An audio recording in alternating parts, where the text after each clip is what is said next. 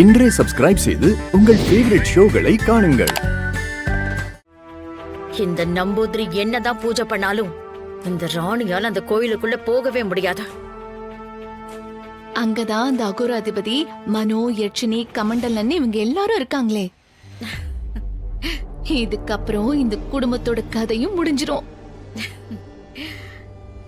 இந்த பூஜையோட முடிவுல என் பையன் மனோவோட கையால அந்த பூமி அழிய போறது நிச்சயம். இந்த விஷயத்த நீங்க இவ்ளோ உறுதியா சொல்றீங்க? என்ன தமன்னா நீ? அதான் அந்த கமண்டலன் பேசும்போது ரொம்ப தெளிவா சொன்னாரே, அத நீ மறந்துட்டியா? கமண்டலன், நீங்க மாயலோக அதிபதி ஆகிறதுக்கு கடும் தவம் செய்யறேன்னு இவ்வளவு நாளா போயிருந்தீங்க. அந்த நேரத்துல எங்களுக்கு எவ்வளவு பிரச்சனை ஆயிடுச்சு தெரியுமா?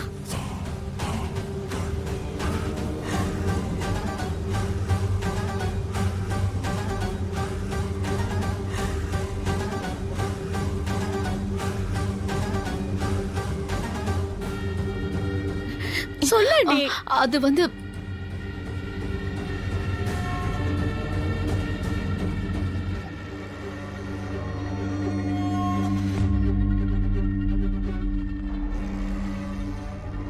அது மட்டும் இல்ல, என்ன ஒரு காட்டுக்குள்ள கட்டி வச்சு என்ன அடிச்சு என் தோலெல்லாம் உரிச்சிட்டாங்க.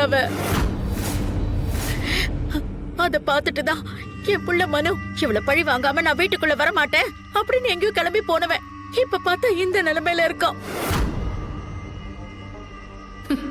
பரவாயில்லையே, நான் உங்க எல்லாரையும் துடி துடிக்க அடிச்சு ஓட விட்டதையும் நீங்க மறக்கல போலையே. அப்படியே ஒண்ணு விடாம எல்லாத்தையும் கமண்டலம் கிட்ட ஒப்பிக்கிறீங்க. ஆனா பாவம், இனி நடக்க போறத சொல்றதுக்கு நீங்களும் இருக்க மாட்டீங்க, அந்த கதையை கேட்கறதுக்கு இந்த கமண்டலனும் உயிரோட இருக்க மாட்டான். நான் இல்லாத நேரத்துல அந்த பொம்மி இவ்ளோ ஆட்டம் ஆடிட்டாளா? அதுக்கப்புறம் ஒவ்வொரு நிமிஷமும் என்ன நடக்குமோ ஏது நடக்குமோன்னு பயந்து பயந்து செத்துக்கிட்டு இருக்கேங்க. அம்மா, தாயே, அகோர அதிபதியோட அம்மாவும் வருங்கால ராஜகுருவோட ராஜ மாதாவுமான நீங்க இப்படி பயப்படலாமா?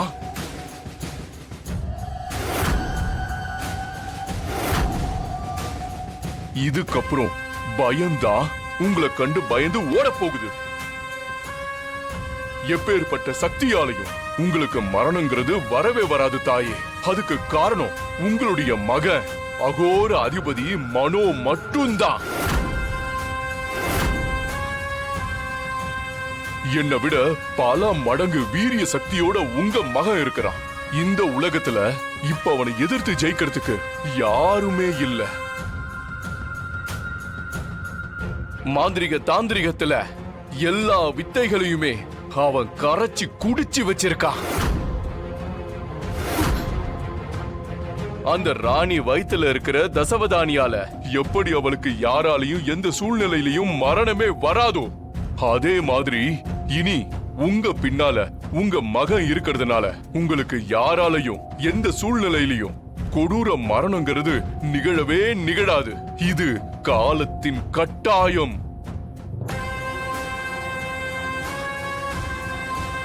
இது எங்களுக்கு சந்தோஷமா இருந்தாலும் என்னோட பழைய மனு எனக்கு திரும்ப கிடைக்க மாட்டானா?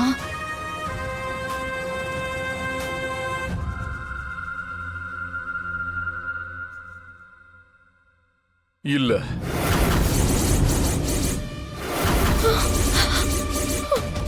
அதுக்கான வாய்ப்பு ரொம்ப ரொம்ப குறைவுதான் தமனா.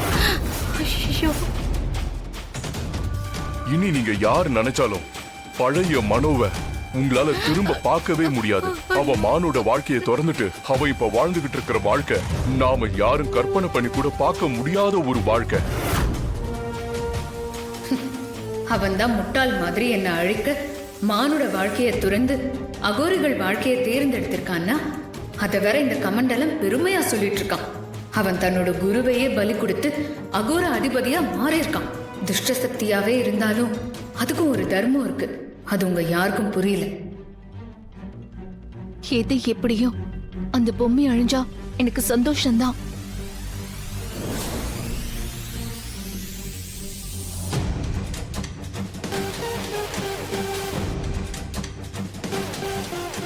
இந்த பூஜை நடக்கவும் நடக்காது, அந்த கமண்டலன் இந்த பூஜையை நடக்கவும் விட மாட்டாரு.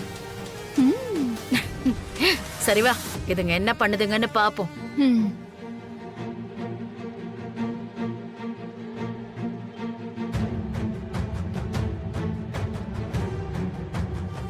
மோளே அந்த பானையை கொடு மோளே.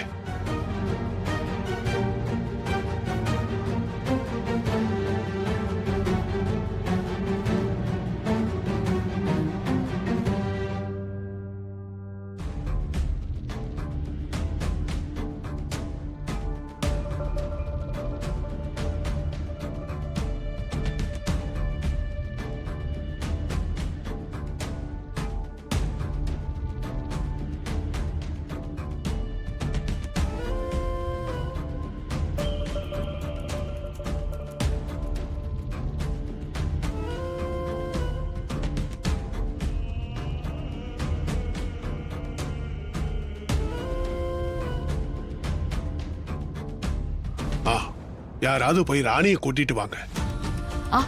இதோ நான் போறேன். இரு வளரு, நீ இரு, நான் போய் கூட்டியாரேன். சரிக்கா.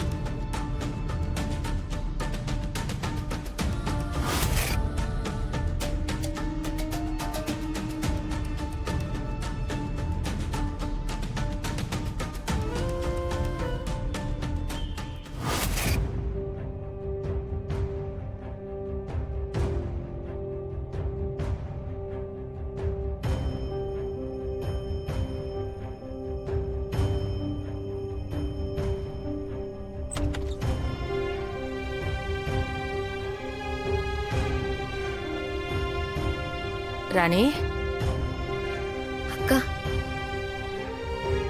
ராணி, நீ ஒன்னும் பயப்படாத. சாமியை நினைச்சுக்கின்னு பயபக்தியோட ஒவ்வொரு காரியத்தையும் நல்லபடியா செஞ்சு முடி. உன் தாடிகாரன நீ நல்லபடியா மீட்டுக்குன்னு வரணும்டி. நீ நினைக்கிற மாதிரியே நடக்கும் ராணி.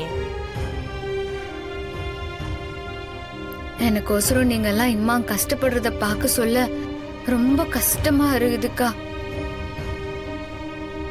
நீங்க எல்லாம் என் கூடவே இருக்க சொல்ல எனக்கு என்ன ஆயிரப்போகுது?